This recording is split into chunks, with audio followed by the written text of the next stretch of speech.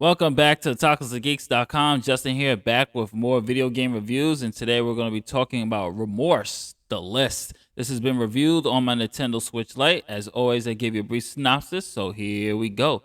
What secrets lurk in a sleepy little Hungarian town? That's up to you to find out. Your only clue, a mysterious list. Make sense of the cryptic document, use your head to solve the puzzles, and use both melee and range weapons to solve problems of a little more aggressive nature. And the story for this, it will give you more of a Silent Hill type of vibe. Your story is told through documents, sound recordings, and things that you find writings on the wall to kind of explain what's happened to this little suburban town as you play the character Adrian, who has some type of connection to this. It's very Silent Hill esque, very Silent Hill inspired, and the story wasn't that great, but it does its job. Now let's talk a little bit about the graphics. As I stated, that this was recorded on my Nintendo Switch Lite, so the graphics on the handheld, it's doable. It's not bad. This is an indie game for that. Like I said before, that this is very Silent Hill 1S inspired. You can tell by just the dark tone, dark aesthetics here, but from the corridors, the way the lighting is, the way the town is, the graphics work here. But however, I will have to say, during my gameplay, I did counter some bugs. I did encounter graphical hiccups in here that kind of took me out of the immersive experience here. And the crazy thing was, when I turned the game off and turned it back on, some of those bugs weren't there or prevalent anymore. And they also have this weird flashing light. They do warn you about the flashing light, but for some reason, it's like this odd as you just see that flashing light there.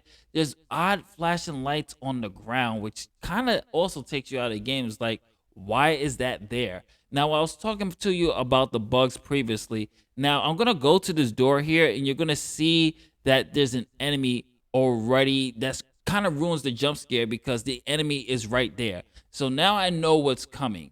Now, when I closed the game and opened it again, that enemy wasn't there. He was actually placed differently. That way, he wasn't stuck through in the door. Now, when I played again, as you can see with the gameplay, you see how he's lying there like that? This is what you kind of encounter with some of the enemies from time to time, and it kind of ruins the experience, especially the immersion. The gameplay, as I previously stated in the synopsis, it has kind of like this open world, but it's kind of open explored, I should say.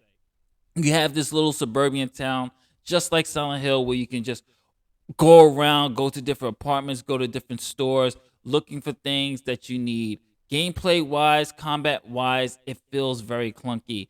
You have a gun, but you can't really aim. It's old school aiming that reminds you of the golden eye days where you're literally just using your R analog to target. You can't lock on to the enemy, and the enemies are easily defeated as long as you just turn around, as you just saw me do, back up, and if you have your gun, just keep shooting away, keep blasting, keep blasting.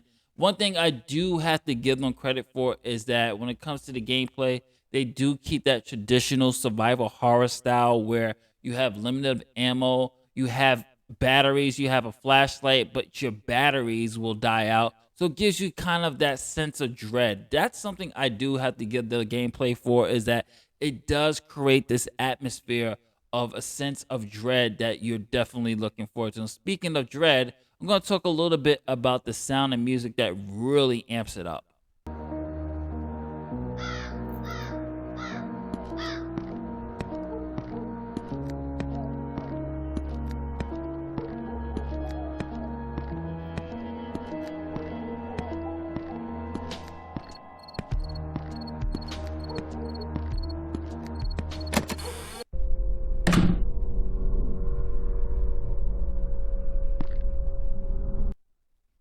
The sound is what I think makes this game and really does a great job of creating that atmosphere.